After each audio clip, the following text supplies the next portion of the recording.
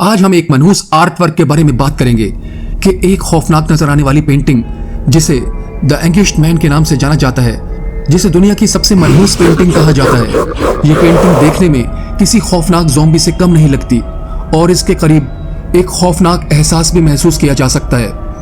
ये एक मलून पेंटिंग है जिसके बारे में ख्याल किया जाता है कि इसमें इस मालिक की रूह मौजूद है, लेकिन ये पेंटिंग कब और किसने बनाई ये एक मुअम्मा है। ये बात सामने आई है कि इस पेंटिंग को बनाने वाले आर्टिस्ट ने इस आर्ट वर्क को तैयार करने के लिए ऑयल पेंट में अपना खून मिलाकर इस्तेमाल किया था और काम ख़त्म करने के फ़ौरन बाद उसने खुदकुशी कर ली थी। तब से ये फन पारा एक लानत बन गया है। इस पुरस्कार मनहूस पेंटिंग की कहानी तकरीबन 35 साल कबल शुरू हुई थी, जब शुमाली इंग्लैंड में रहने वाली एक खातून को ये पेंटिंग बतौर तोहफा मिली थी।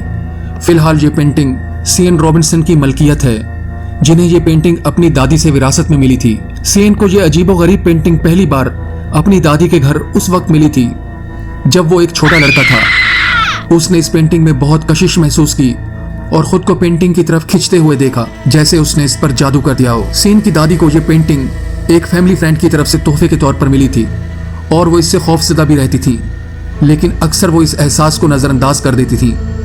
बरसों बाद जब वो मर गईं तो ये पेंटिंग सीएन के पास आ गई।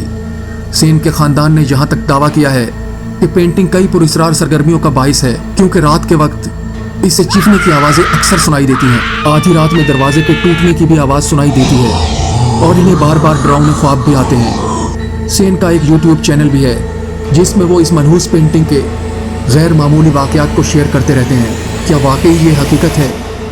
आप यूट्यूब पर सर्च करके इस पेंटिंग के बारे में मज़ीद जान सकते हैं। दोस्तों, उम्मीद करता हूँ इस मनहूस पेंटिंग से मुतालिक ये मालूमाती वीडियो आपको पसंद आया होगा। इसी तरह की इंटरेस्टिंग वीडियोस देखने के लिए सब्सक्राइब कीजिए नदीम गिलानी यूट्यूब चैनल को। अब इजाज़त दीजिए।